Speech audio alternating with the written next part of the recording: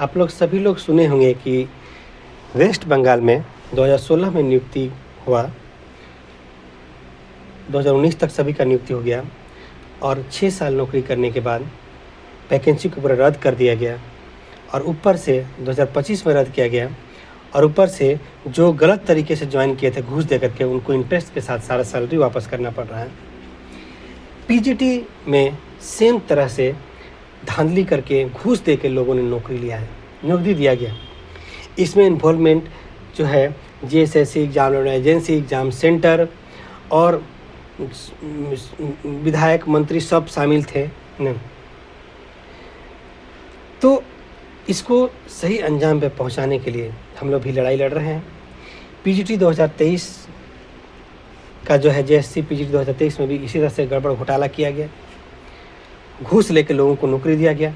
इस पर जांच की मांग के लिए हम लोगों ने 4 महीना तक धरना दिया, धरना नहीं दिया गया।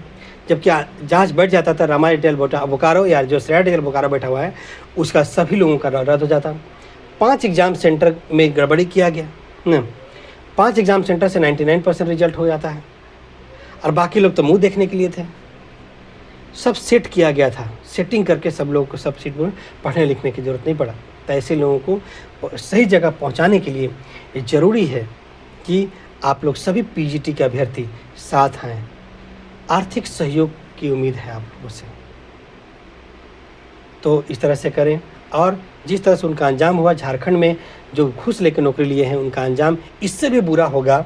बुरा ये होगा कि झारखंड में कानून एक और भी है, वो ये है कि 10 साल का जेल, 10 करोड़ का जुर्माना भी है साथ में।